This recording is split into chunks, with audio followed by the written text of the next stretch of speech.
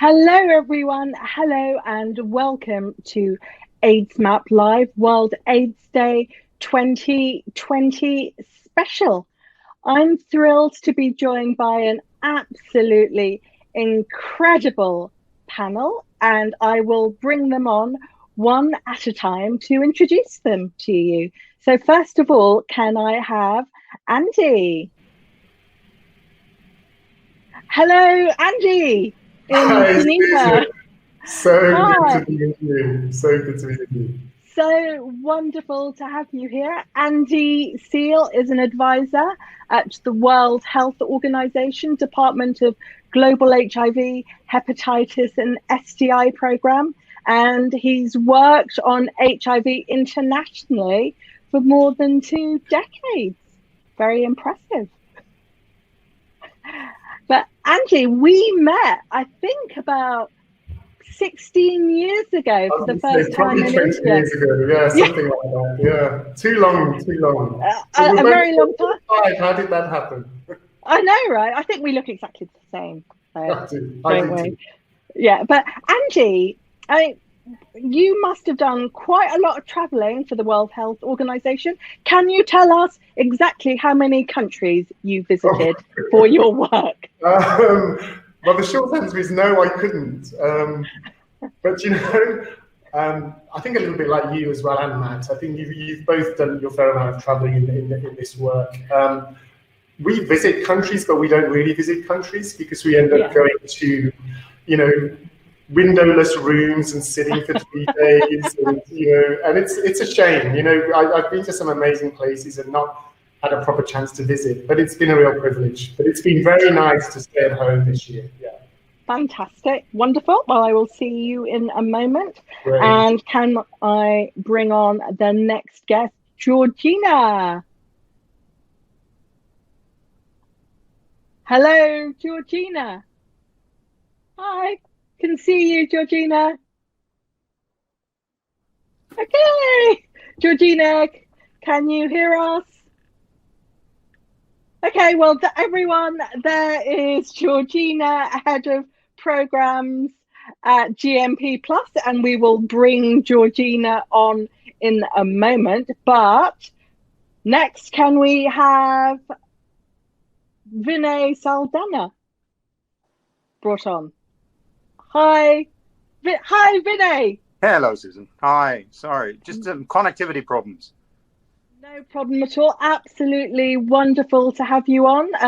Vinay works for UNAIDS as director of the regional support team for Eastern Europe and Central Asia. But Vinay, I think you're somewhere else, a little bit more exotic and exciting at the moment, potentially.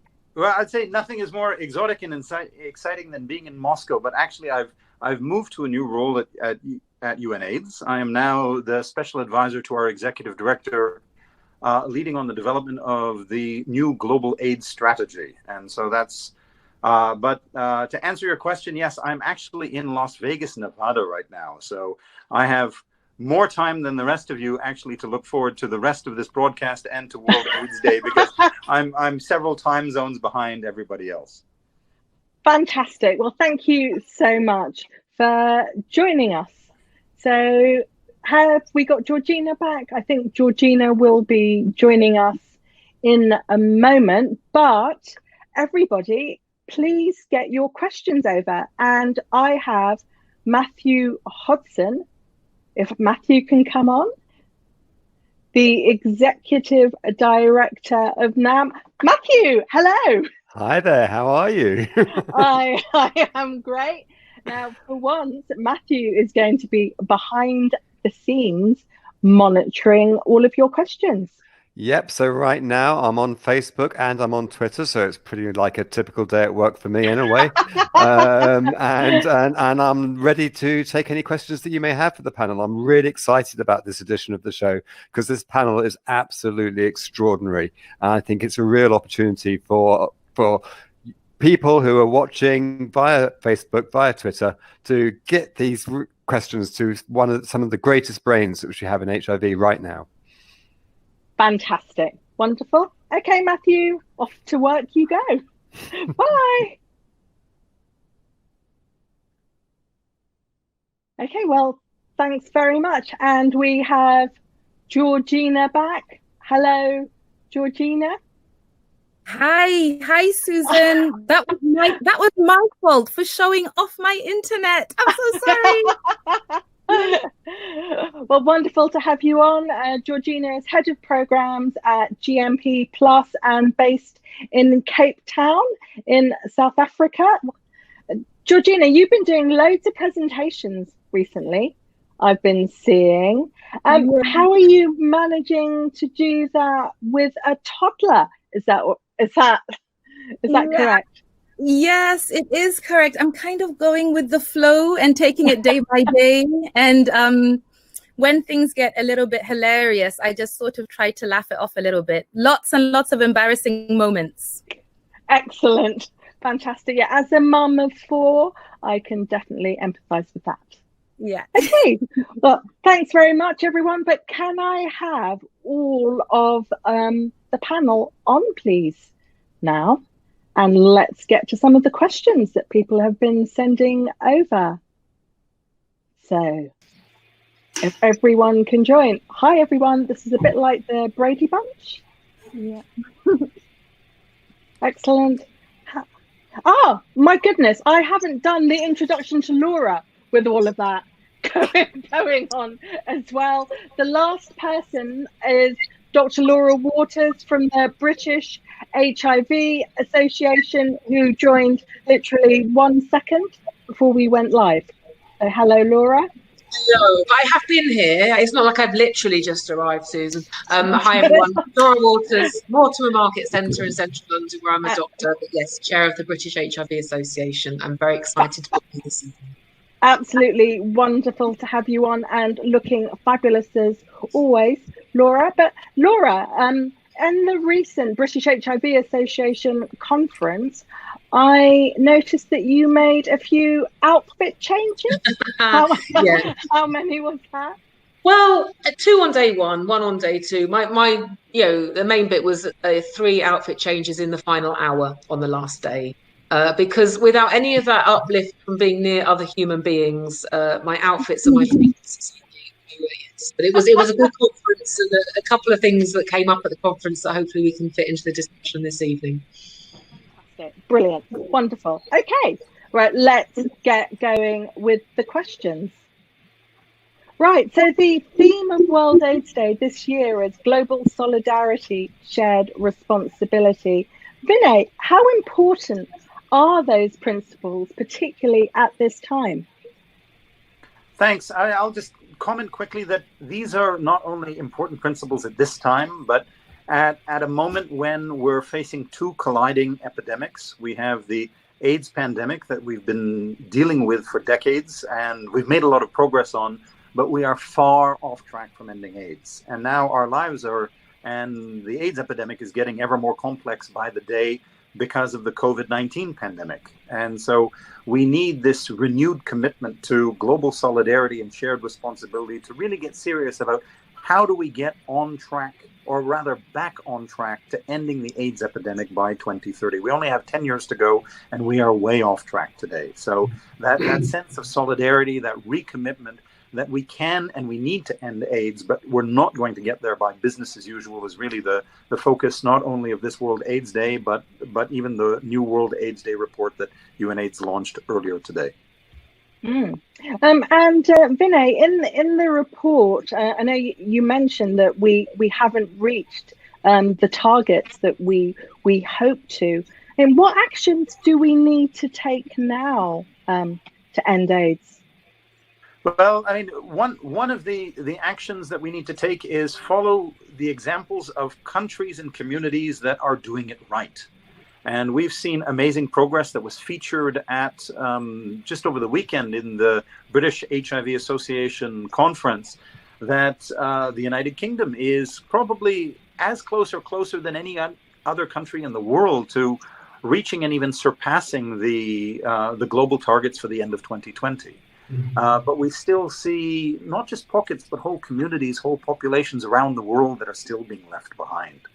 And so it's not only a hashtag for the Sustainable Development Goals that we need to focus and ensure that no one is left behind, but we really need to put those that are being left behind first, and really look at those that are at risk and most vulnerable for a combination of reasons, and step up the urgency, the focus on the people that need and deserve health and well-being first and foremost, both from a prevention point of view, from a treatment point of view. But it's not just about tests and pills. It's about giving a quality of life to people at risk living with and affected by HIV. And that's something that we need to do every day. Absolutely. And Andy, how do you think we can demonstrate global solidarity? That's a great question. I think, first of all, I agree with everything that Vinay was just saying. I think the political will and the resources and the assets that we have, which are really, people living with HIV, our communities, individuals on the ground doing the work. When we talk about political will in these international organizations, we often have these ideas of the General Assembly and high-level politicians, but political will comes down to all levels. So it's really at the community level where it's probably the most important. So I think, getting people engaged around the politics of HIV again is critical, and really just getting it back on the agenda. It's been a very busy year for a lot of people working in health and development. We've all had our worlds turned upside down, but we've got to refocus. We've got to make sure that a lot of the fantastic innovations that have happened during this disruption are continued, even post-COVID, when we start to return back to normal. But I think the short answer is renew the fight, really get the political will and the activism back into HIV. Yeah, absolutely. And we've had a really great question that's come through. How has COVID affected HIV programming in communities? And Georgina, what are you hearing on the ground? Wow. Well, COVID has really affected programming on the ground massively. I think from a community perspective, in terms of the many kinds of services that communities provide. For instance, when it comes to safe spaces where people come together, they haven't been able to do that in the same kind of way, which is a really important thing already, like before COVID, when it comes to kind of, your mental health, your well-being, being able to provide some peer-to-peer support. So on the ground, these kind of critical services that help in people with their everyday lives, that are community-led, community delivery, totally closed. When it comes to health facilities and transport to be able to get to services, that's been really restricted, which means that people are having to find ways to be able to access their ARVs. Fortunately, those centers and countries where there's multi-month dispensing, that's been really, really helpful. But that hasn't been happening everywhere. So it's affected people's ability to be able to get healthcare and other health services beyond your ARVs, frankly. And even in terms of advocacy, that's also been affected because we come together, right, to kind of talk about problems and solve problems and to speak up together. And now we're having to be really creative about being all virtual, which isn't easy for everybody if you don't have internet. So it's been really affected in so many ways. And Laura, how has COVID affected the services that you've been working on in the UK? I mean, I think we've been incredibly lucky compared to many parts of the world. But obviously there have been massive changes for us. There's been huge changes affecting all elements of healthcare in England. But a big shift to virtual healthcare, which sounds fancy. For most of us, that means picking up the phone, or we tend to have these headsets at work now, a bit like we can see Matthew wearing, but the audience can see, but very Madonna-esque. A big shift to telephone consultations. Essentially, most people have missed at least one monitoring appointment. And as we come out now, there appears to have been no major harm. But of course, it's really important to assess that. And then everything that's impacted everybody, the impact on mental health, the loneliness, the isolation, the financial difficulties, all of the things that affect everybody. So it's where we've worked really hard, and coming from a British HIV Association perspective, working with the community organisations to get the right information. When people were incorrectly advised to shield, we worked with the community organisations to get the right messages out there, providing clinicians with support around less frequent monitoring, allaying fears about drug supply. It's just been really about trying to communicate with people as widely as we can to reassure them that their HIV care will continue, albeit in a different way. Yeah, and thank you. And Vinay, how has COVID affected the UNAIDS targets? Well, we were already off track in 2019 before the COVID pandemic started. And now we're at risk of being blown even further off track. There's been a whole modeling effort just over the last few weeks and months to look at what at least the short to medium impact of the COVID epidemic will be on the global AIDS response. And you can see these details in the New World AIDS Day report that we launched a few hours ago. The modeling suggests that there could be an additional from 123,000 to up to 293,000 additional new HIV infections only related to slow service uptake or other barriers created by COVID. And this is a huge concern. But equally and perhaps even more urgently, we could be seeing between 69,000 and 148,000 additional AIDS-related deaths between 2020 and 2022. So not only are any new HIV infections and any AIDS-related deaths completely preventable and must be avoided at all costs, but we're seeing that COVID is actually adding a new layer of complexity and challenge to reach even the targets that we had already set. But there is hope and a need to regroup on this World AIDS Day, both as an international AIDS community and also in response to the COVID-19 pandemic, to say we need to get back on track. And it's not only back on track to reaching 90-90-90, because as you'll also see in our new UNAIDS World AIDS Day report, UNAIDS is proposing new international targets for 2025. And these are even more ambitious than the targets we had in the current UNAIDS strategy. And they're being proposed for every community, every country, and the global community of 95, 95, 95 by the end of 2025. So it's going to take an end to business as usual and really working out of the box much more urgently and much more creatively to not only overcome the challenges of COVID-19 and potentially future pandemic threats, but to make sure that no matter whether countries are on track or even way off track, we're actually making much more urgent progress towards reaching hopefully new targets of 95, 95, 95 by the end of 2025. I'm only talking about the treatment and testing and viral suppression targets here. They're equally important new targets for HIV prevention and other aspects of the AIDS response as well. Okay, brilliant. We've just had a question over from James Cole from Stop AIDS, who asks, what can we do best to ensure the UK and other donors continue to increase their political will and funding for the global HIV response? Who would like to take that? Sure, I'd be happy to. So we've noted with some concern announcements, I think, just in the last few days about potential cuts to the UK development assistance commitments. And the government of the United Kingdom has been consistently over the years one of the most strongest and steadfast supporters, not only of global health and development and the sustainable development goals, but particularly of the global HIV response. And support to UNAIDS and support to the Global Fund from the UK government is absolutely essential. And we're really counting on not only the UK government maintaining its support for the global AIDS response, but also using the opportunity of a new UNAIDS strategy that is being developed now with the active input of the UK government and civil society partners in the United Kingdom. That'll be a rallying call to ensure that the UK and all governments and all donors continue to maintain and even increase their financial contributions to the global AIDS response to make sure that if we have a new roadmap to end AIDS, that it's fully funded. Mm-hmm. And what's the WHO doing, Andy? You know, I agree with Vinay's points.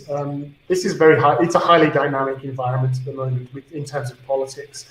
You probably were aware that WHO had its funding withdrawn by the United States last year, and we were really, waiting to see what would happen in terms of the election. Of course, Joe Biden has committed to reinstating funding to WHO, which is fantastic news, and so we're in a much stronger shape now, because like the UK, the US has also been a fantastic partner for HIV. It really has. It's really brought technical and research skills and assets to the response, as well as being the largest donor. So I think, given the fact that it's a highly volatile and dynamic political and technical environment at the moment, and programmatic because of COVID, I think we all have to keep on doing what we're doing. We have to double down on the advocacy. We have to have these tools that can, like the strategy that Vinay has talked about, ready to be able to present and to convince.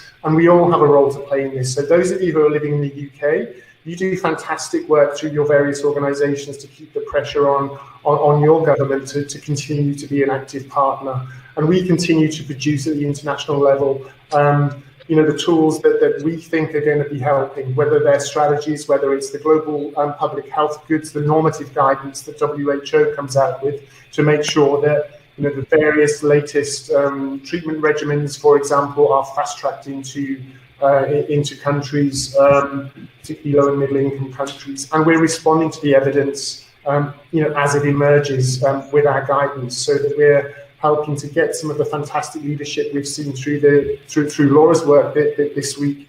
Again, when we have those exchanges of what's happening with the science, it's our job to kind of like make sure that we package that so that countries understand what we need to do with that evidence as it emerges. So we need to double down on our day jobs, frankly, but also really ramp up the advocacy. And I think that's as well where Georgina and GMP Plus and other networks of people living with HIV do fantastic work to make sure that the communities are really at the heart of that messaging.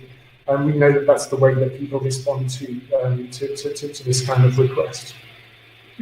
I want to pick up on a moment with Laura about some of these exciting developments. But first of all, Georgina, we've got questions come through for you. How has the pandemic made things worse for women with HIV who are experiencing domestic abuse? Okay, so I'll answer that in a sec, but I just wanted to add to the last point about the UK government. It's extremely disappointing. It's extremely disappointing what's happening with the UK government. And I'm totally with Andy. There are already voices speaking up against that and really calling for a focus on the poorest, most vulnerable people in society globally. But it really is a really important thing. At the end of the day, I think a key message needs to be that the COVID response has really learned a lot from the HIV response when it comes to issues around preparedness, like pandemic preparedness, prevention, response. So I feel that needs to be a key message.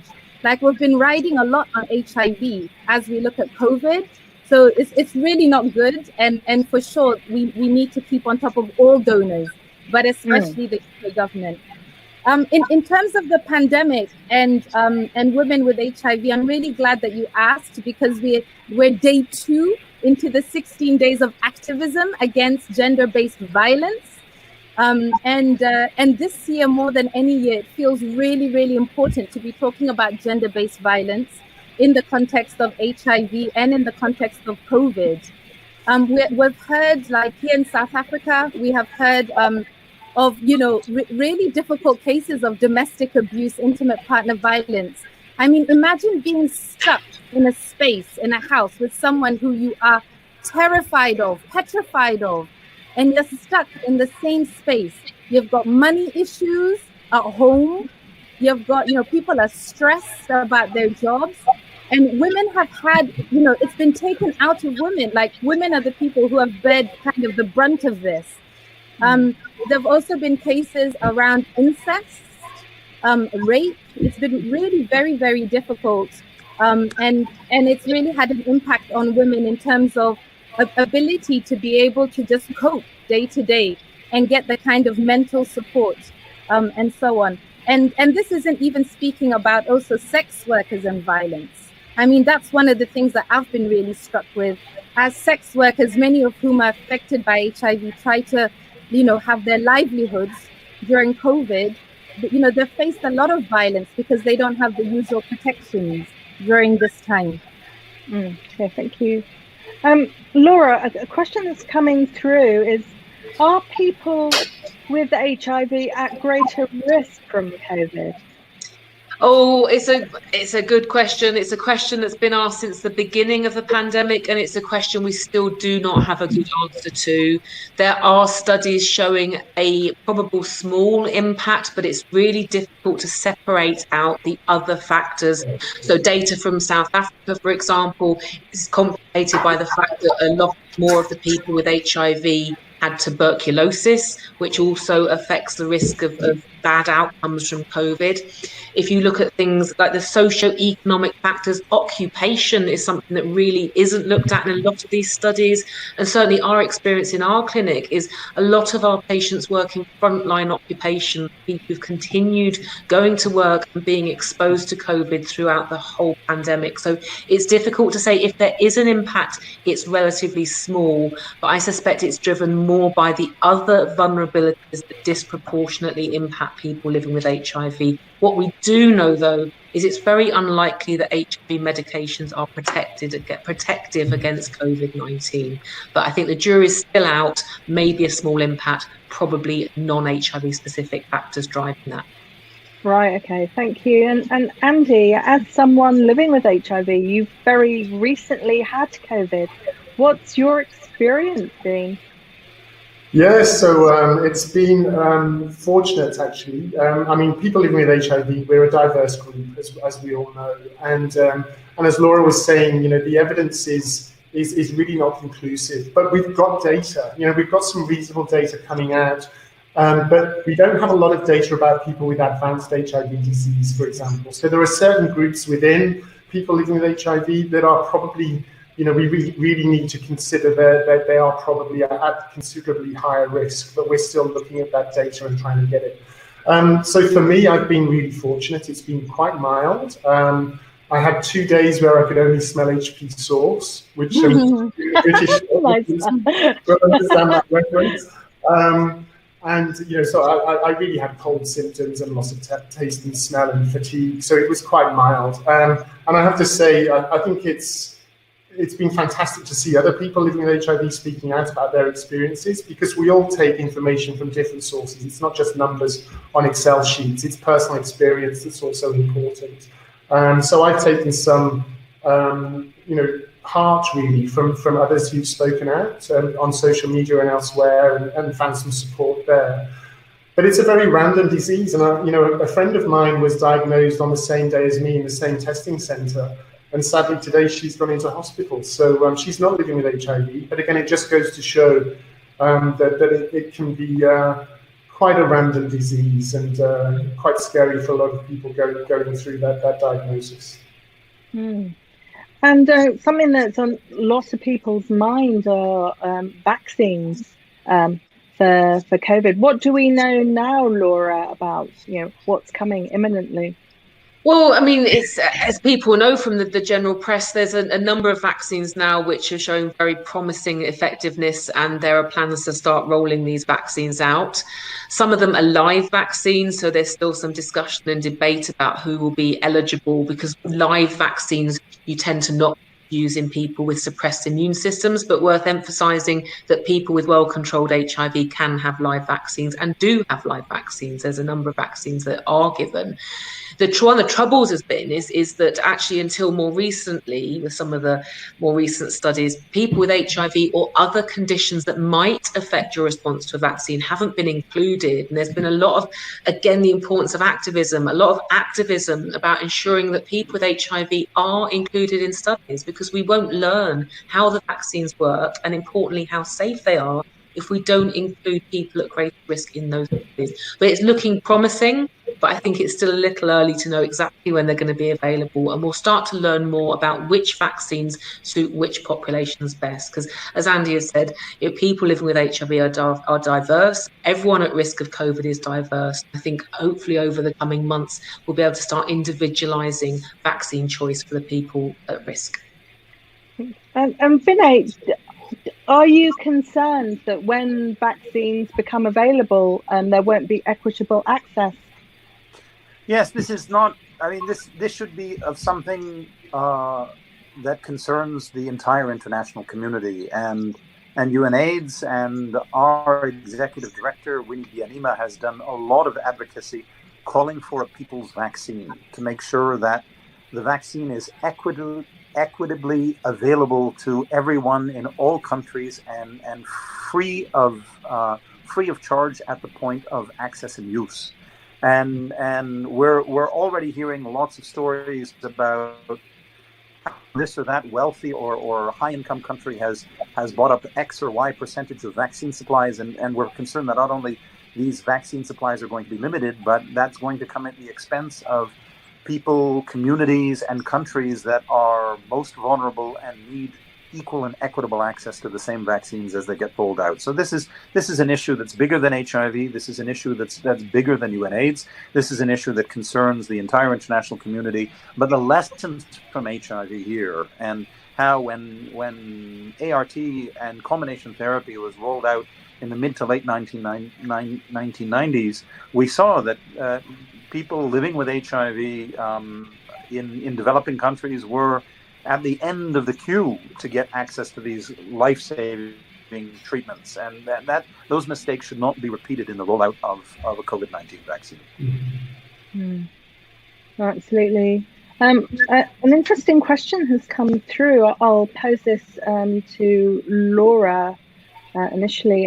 Do you think that people living with HIV should wait a few months to see how things go and which vaccines would be best?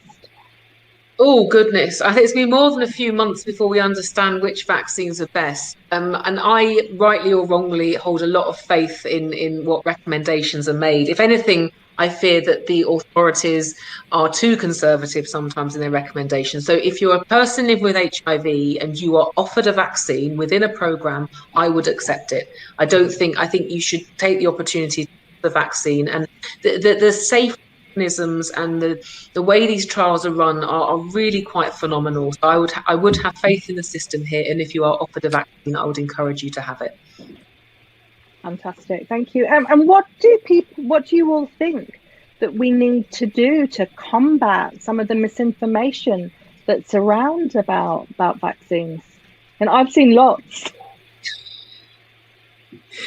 I mean, there's one document I'm sure the others may have seen that I'm sure was it the WHO that produced it around dealing with vaccine deniers and the strategy. And the key thing is to not try and engage in them. The people who are at that extreme end of the spectrum, you will not change their minds. You need to focus on those people who are being swayed by their Facebook feeds or whatever newspaper they're reading, and counteract it with calm fact. Arguing with people with extreme views rarely achieves a positive outcome. I'll be interested to hear what the others think. Actually, I can add to that.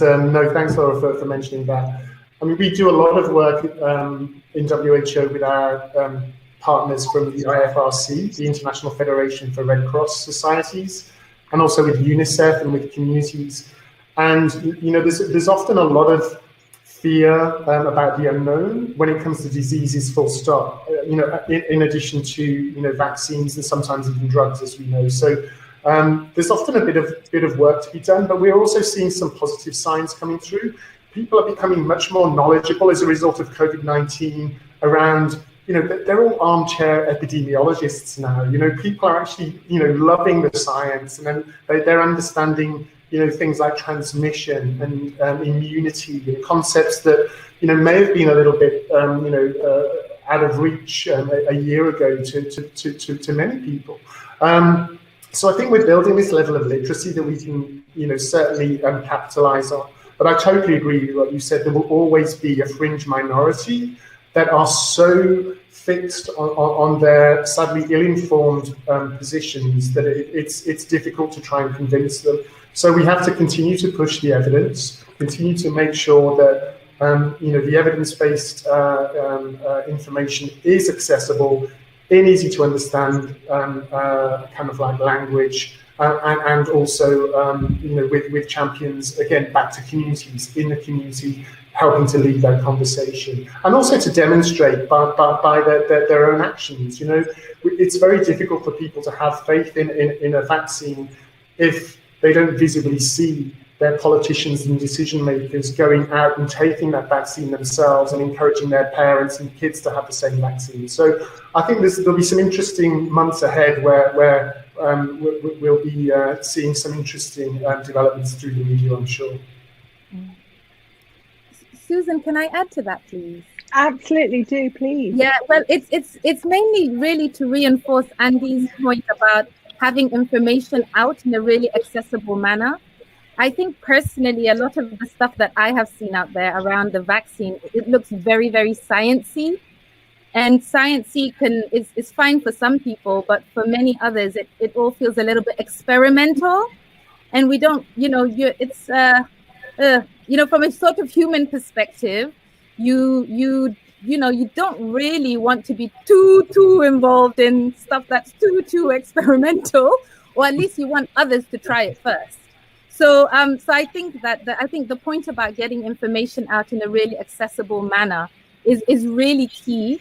And back to the point around communities, when it's time to roll it out, again, this is where the HIV community can play a role. In the same way as the HIV community played a role around prevention around COVID, and making masks, distributing masks, reminding people to wash hands, not to touch our faces and noses and so on. In the same kind of way, the HIV community can play a role in terms of getting information out there, but being part of the team that is actually delivering the vaccine. Mm-hmm. Absolutely. And in terms of information about HIV and COVID, there's this brilliant website called aidsmap. So do please go and check that out. In relation to new developments in HIV, there's been lots going on. Laura, what's been the most exciting for you this year? I can see the questions in the box. So I see someone's asked about injectables. So I think injectables really are the thing that have been, I think, one of the most discussed developments in terms of HIV treatment and HIV prevention. And certainly for prevention, we've seen a trial this year showing that injectable prevention, so using HIV drugs by injection, is more effective than tablets for preventing HIV. And we've not seen the full data. That applies to women as well, which is great. That trial, they came out a little later. We haven't seen the full result. Focusing on treatment, I mean, we still think it's going to be approved at the end of this year in Europe. The injection of 2 different HIV drugs. It'll be given every 1 to 2 months, and it is a huge advance. I think realistically, it's the first stage towards having longer intervals implants, and the injections that will be available first, these are deep in the bum injections. So I saw a question in the chat about, can you give this home? You have to be pretty damn flexible and pretty accurate in the movement. You've got to get it in the right place. So I would say most people can't give it home. I'm sure some people have given their own bum injections at home, but ultimately the goal will be to have sort of injections a bit like diabetes treatment or blood thinning treatments, where it's just under the skin, maybe every 6 months. And that's the type of treatment that would definitely be amenable to home. Having said that, I think it's down to the healthcare systems to deliver these injectables at home, if that's where people want them, and have someone come into people's homes. But it's a huge advance, but I think it's the first step in many more advances that will ultimately lead to much more convenient treatments. And importantly, give people control and hopefully combine HIV treatment with other services, and combining HIV prevention with contraception. It's a really exciting field. Well, I'll shut up there. One thing I want to say is, in terms of leading by example, Andy, I am on the Oxford vaccine trial. So I don't know if I've had it. Might be the dummy arm, but yeah, I've had it.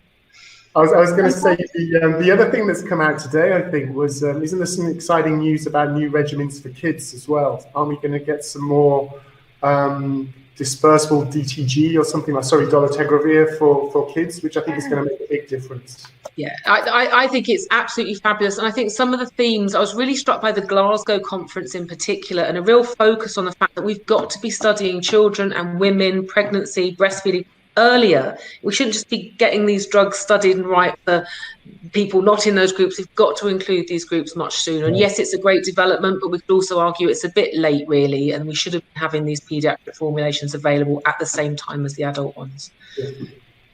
Absolutely. And Vinay, what are UNAIDS doing in relation to paediatric formulations and getting treatment for children?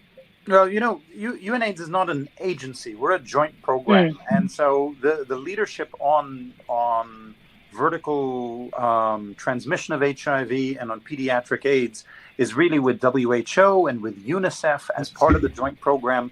And actually, if you log on to the UNAIDS website, you will today not only find the new World AIDS Day report, but you'll find the annotated outline of the draft global AIDS strategy that was also posted this morning, actually.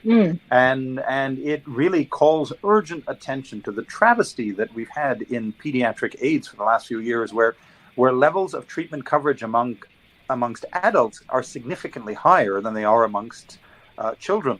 And so this needs to be resolved immediately and very urgently. And so the whole block, one of the 12 pillars or result areas in the new draft global AIDS strategy, is to really close the gap very urgently for pediatric AIDS.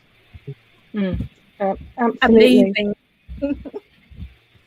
That's amazing news, Susan. It's amazing news because I think indeed for pediatrics, it's been really left behind. And the thing about children is that they can't speak up for themselves in the way that we all can. So it's really great that children are finally getting attention, that there are better formulations that are better tolerated, that taste better, that can be sprinkled, all sorts. So it's great that there's that happening for children. And I think the important thing to say is there also needs to be care for the mothers as they take care of their children and for the families as a whole. So I think that's another important point that UNAIDS would be great to be pushing for, just that general care so that the children are able to take that medication and to be able to be well.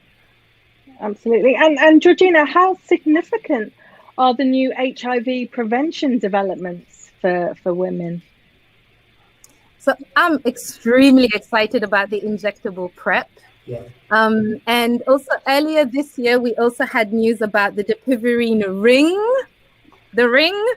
And so it just feels kind of, the ring, it just feels kind of phenomenal that we've spent like years and years and years calling for options for women in terms of HIV prevention. And then in 1 year, we have like 2 new options. So it's really, really very exciting news. I think the key thing is to make sure that that we are able to fast track that access, that this is able to actually get to women soon, that the WHO is able to help with that governments and countries are pushed to be able to kind of the regulators, to be able to let it in the countries, to be able to get it to people. And again, that communities are part of helping people understand what these options are, how they work. And then hopefully, there'll be many women who would love to try something else and try something different, because currently there's such few options for HIV prevention. Yeah, absolutely. And Laura, what's happening about PrEP in the UK?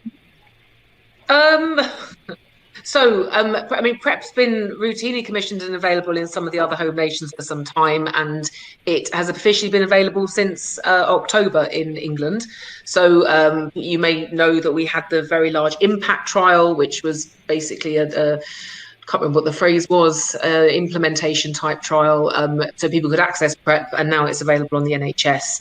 So it's there, it's funded. I think the challenges, of course, mainly around access to services, because like any other service, sexual health services have been impacted by COVID. But again, that innovation that's been accelerated thanks to COVID and more embracing online testing and home testing, I think we're getting there. So I think it's not necessarily in all clinics right now. I think it will be imminently, but it's a work in progress. And I think this time next year, we'll be looking at a very seamless, hopefully widely accessible PrEP system.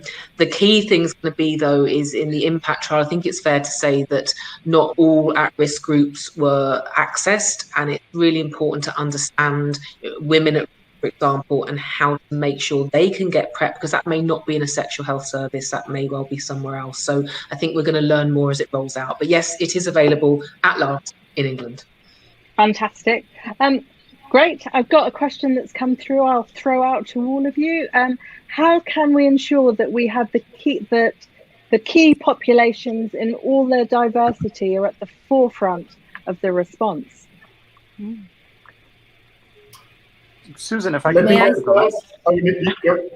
all going to fight for the speaking sticks. Susan, you lead us. Go on, guys, fight it out. Who's going to go? I would like to.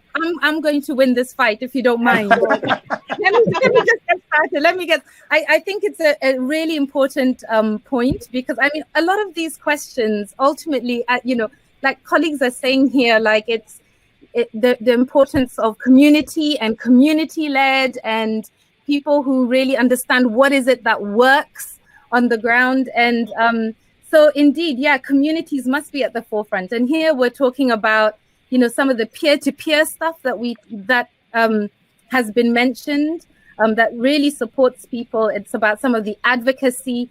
And in order to ensure that key populations are at the forefront of the response, we need to invest. We need to put, the money where our mouths Yes. Yes. So we need to invest. We need to invest in key population networks and organizations so that they're able to do the job really well in a really sustained way and not in an ad hoc way, because the investment is not in itself meaningful. Mm-hmm. Who would like to add? You can build on that. Yes. I'll build. Let me go next. No, I couldn't agree more, Georgina, actually. I think the other thing that I would say is, we know that 62% of the new infections are among key populations and their sexual partners in all regions of the world. And that includes the continent that you're sitting in at the moment, Georgina, as you well know. And I think we've got a lot of work to do with UNAIDS and other partners and colleagues to make sure that the existing investments are appropriately targeted. And it really is making sure that we are, putting that, putting the most in need at the front of the queue. So whether it's men who have sex with men, drug users, sex workers, people in prisons, etc., we've got to be doing that work. The other thing that I would say is that, key populations are everywhere. So we need to do exactly what you said, Georgina, and that is prioritize funding for the organizations and the community organizations.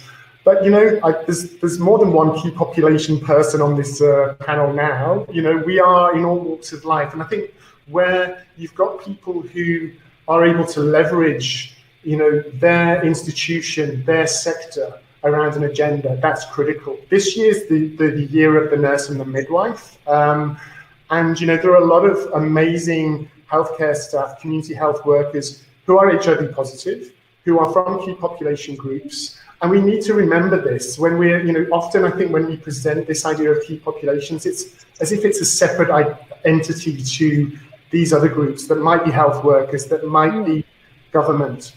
We're everywhere, so leverage that. That would be my message. Excellent. Does anyone else like to add to that? If I could just jump in very briefly on this point.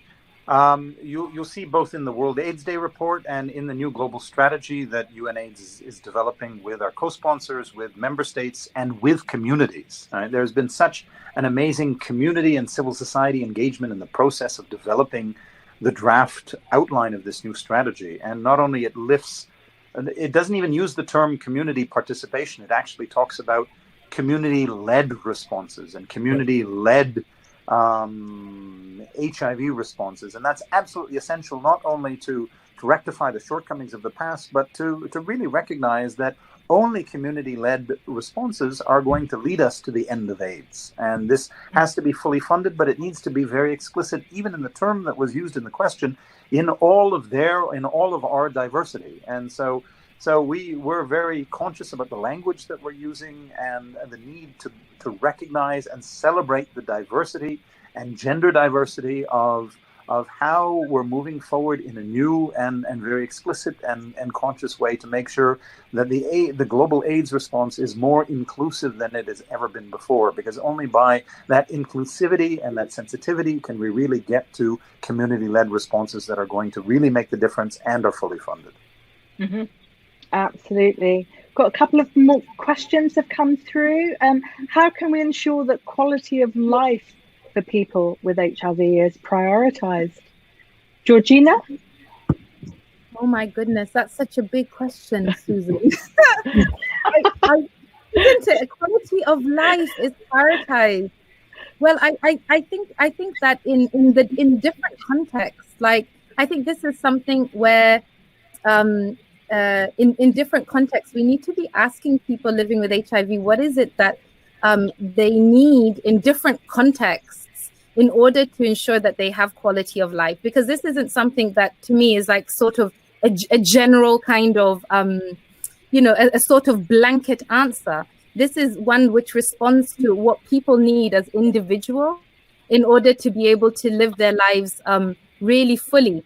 But we know for starters, it's important to have good access to treatment, which in many parts of the world is still not the case. Mm-hmm. It's important to have access to decent health services, to have your sexual and reproductive health and rights recognized, respected, to be able to live, to have the safety nets like socioeconomic support. So to be able to have a job, education, livelihood, right?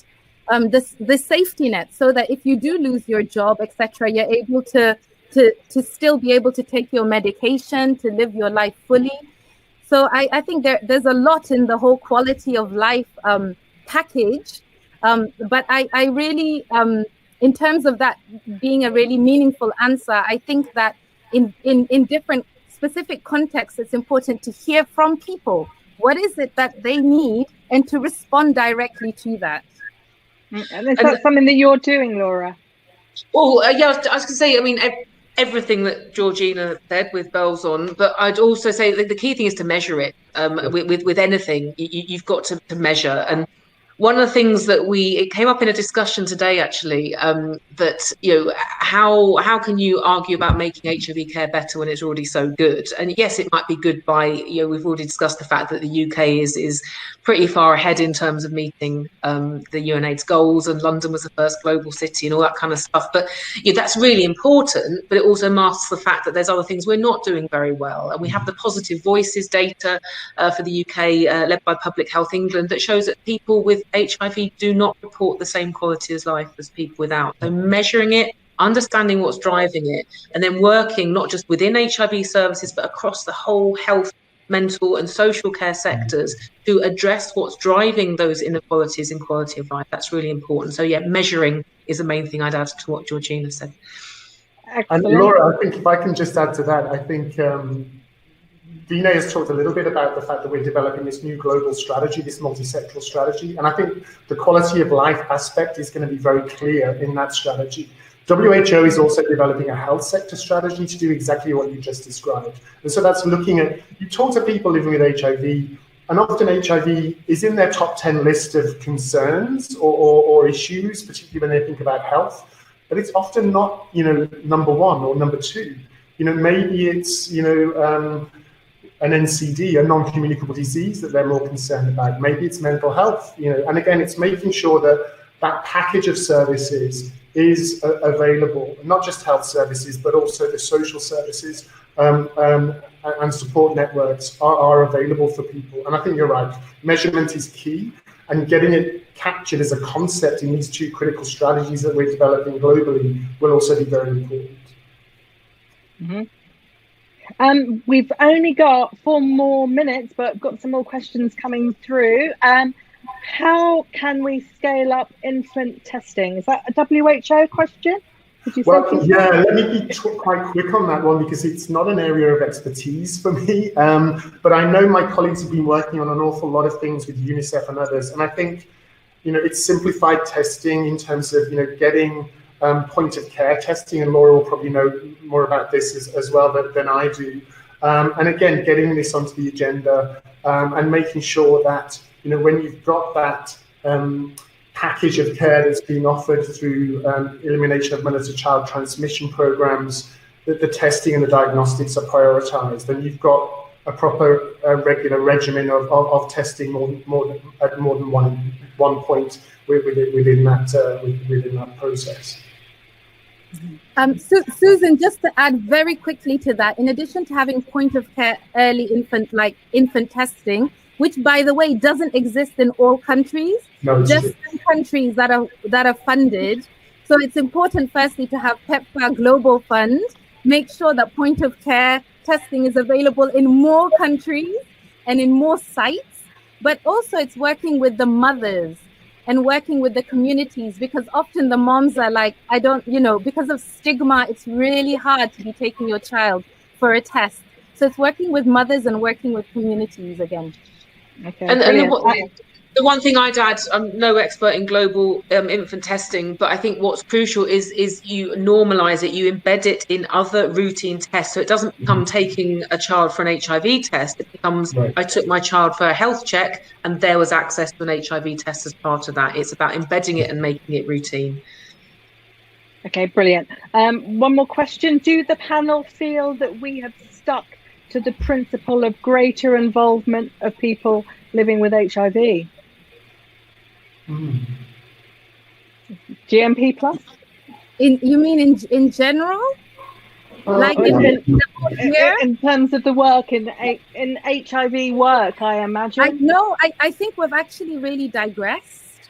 I feel like it's important actually that we reinforce this principle more and more. I think it's being taken for granted, the work that people living with HIV and networks of people living with HIV are doing. I think that COVID has shown that networks of people living with HIV and individuals living with HIV have really risen to the challenge of supporting peers and communities as a whole.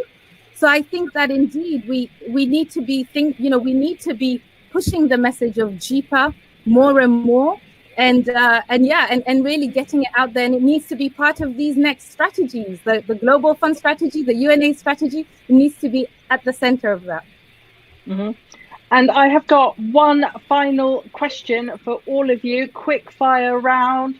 What's the one thing you hope will have changed by this time next year? Starting with Andy, I'm going around. Holidays. I want a holiday. I want to be on a beach. Mine's hugs. Mine's hugs. I just want to give all of you a big hug. That's enough. Whether it was here in Hitchin in North Hertfordshire or somewhere more glamorous like Vegas, I would just like to hug people. Georgina? I would love to see the COVID vaccine actually out there, but also for everybody. I'd love to make sure that it isn't just some people who have it, but everyone has had it, and then we can just move on from COVID. Absolutely. And finally, Vinay. Well, we're doing this broadcast for World AIDS Day, but with the number of people living with HIV and still, unfortunately, dying of AIDS-related diseases, I think we need to make every day World AIDS Day. Wonderful. Well, thank you all so much. Huge thanks to Laura, Andy, Georgina, and Vinay. You've all been absolutely tremendous. Thank you for Matthew for getting all those questions over, for everybody who has watched. Huge thanks to A Disruptive Live for their technical wizardry in making this possible, and to everyone watching, do please have a wonderful World AIDS Day. Take care. Thanks again. Bye-bye.